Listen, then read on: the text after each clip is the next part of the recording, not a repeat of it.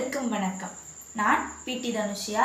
இன்று நான் பாரம்பரிய உணவு திருவிழாவுக்காக எள்ளுருண்டையும் உளுந்தங்களியும் செய்யலான் இருக்கேன். முதல்ல உளுந்தங்களி எப்படி செய்யுதுன்னு பார்க்கலாம். இதுக்கு தேவையான பொருட்கள்: 1 கப் அளவு கருப்புளுந்து எடுத்திருக்கேன். அப்புறமா 1 கப் அளவு நாட்டு சர்க்கரை. முதல்ல இந்த கருப்புளுந்தை நல்லா நம்ம வறுக்கணும். அதுக்கு நம்ம இப்போ ஸ்டவ் ஆன் பண்ணலாம்.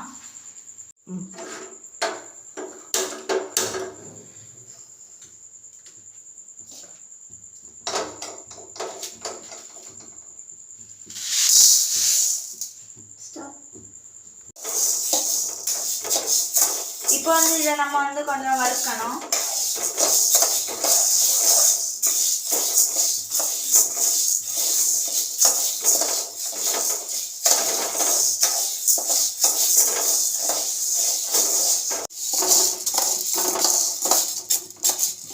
இப்போ இதை நல்லா வறுத்தாச்சு. இனி இதை பாத்திரத்தில் மாற்றி நம்ம ஆற வச்சுட்டு அப்புறமா மிக்சியில் போட்டு அரைக்கணும். இப்போ இதை பாத்திரத்தில் மாற்றிக்கலாம்.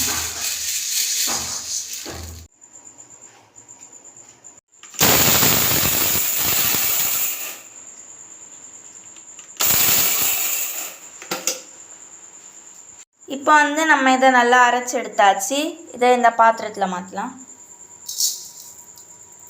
நம்ம அரைச்சி வச்சிருக்க உளுந்து கூட இந்த நாட்டு சர்க்கரையை சேர்க்கலாம். இப்போ இதை தண்ணி விட்டு கட்டி இல்லாமல் நல்லா மிக்ஸ் பண்ணணும்.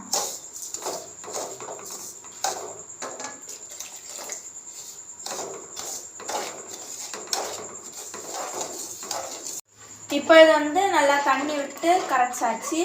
இனி இது கேஸ் ஆன் பண்ணி நம்ம இது களி மாதிரி காய்க்கணும்.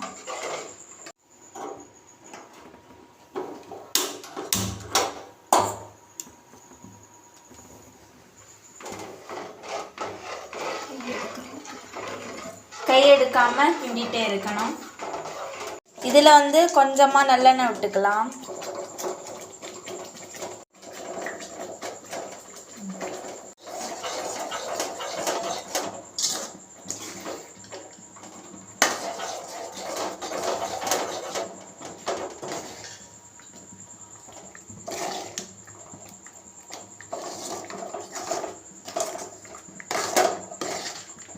இப்போ உளுந்தங்களி ரெடி ஆயிடுச்சு. இனி நம்ம அடுப்பை ஆஃப் பண்ணலாம்.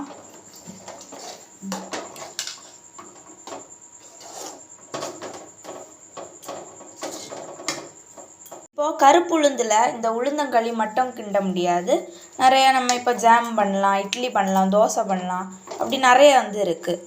இப்போது இந்த உளுந்தங்களியோட யூசஸை பற்றி பார்க்கலாம்.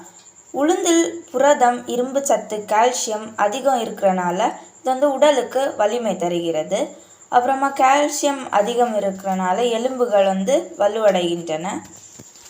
அப்புறமா இரும்பு சத்து இருக்கிறனால ஹீமோகுளோபின் அளவை இது உயர்த்த உதவுகிறது.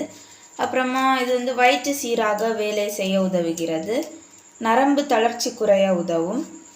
உளுந்து சூடான தன்மை கொண்டதால் குளிர் நோய்களில் பயன் தரும். இது அதிக சக்தி தரும் உணவாகும். இது நமக்கு நிறைய நேரம் பசி இல்லாமல் வைத்திருக்கும். அப்புறமா மூட்டு வலி, முதுகு வலியில் உதவும். பாரம்பரிய மருத்துவத்தில் வலி குறைக்க பயன்படுகிறது.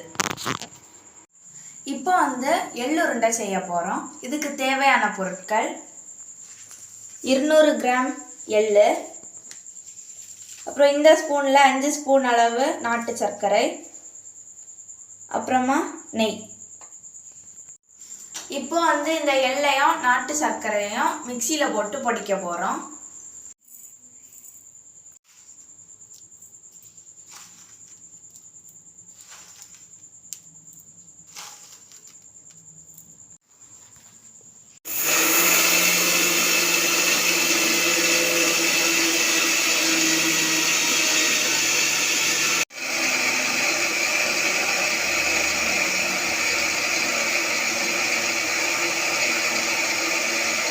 இப்போ இதை நம்ம நல்லா அரைச்சிட்டோம். இனி இதை ஒரு பிளேட்டில் மாற்றுவோம்.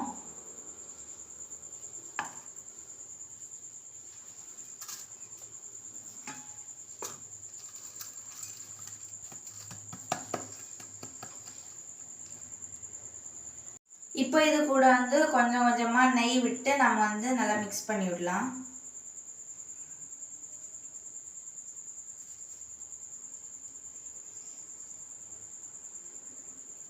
இப்போ வந்து இதை இந்த அளவு உருண்டை பிடிச்சு எடுத்துக்கலாம்.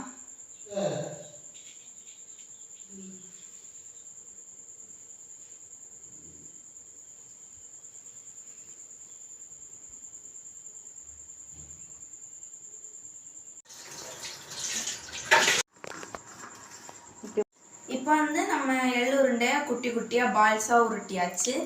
இது பார்க்கறதே நல்லா இருக்குது. இப்போ இதை வந்து டேஸ்ட் பண்ணி பார்க்கலாம். சூப்பராக இருக்குது. இப்போ வந்து நம்ம எள்ளுருண்டையோட யூசஸ் வந்து பார்க்கலாம். இது வந்து எள்ளில் உள்ள கால்சியம், இரும்பு, புரதம் வந்து உடலை வலுப்படுத்தும். அப்புறமா கால்சியம் அதிகமாக இருக்கிறனால எலும்பு பல் ஆரோக்கியத்துக்கெல்லாம் இது வந்து ரொம்ப நல்லது. அப்புறமா இரும்பு சத்து இருக்கிறனால ஹீமோக்ளோபின் அளவு வந்து உயர இது வந்து உதவும். அப்புறமா குளிர்காலத்தில் உடலை சூடாக வைத்திருக்கும். மலச்சிக்கல் குறைய உதவும். சோர்வு குறைந்து உடனடி எனர்ஜி கிடைக்கும். அப்புறமா பாரம்பரியமாக மூட்டு மற்றும் முதுகு வலிக்கு நல்லது என கருதப்படுகிறது. நல்ல கொழுப்பு சத்து இருப்பதால் இதயத்திற்கு உதவும். உடலின் எதிர்ப்பு சக்தியை உயர்த்த உதவும். இந்த மாதிரி நிறைய யூசஸ் வந்து இதில் வந்து இருக்குது. இந்த வாய்ப்பை எனக்கு அளித்த குமரி அறிவியல் பேரவைக்கு நன்றி.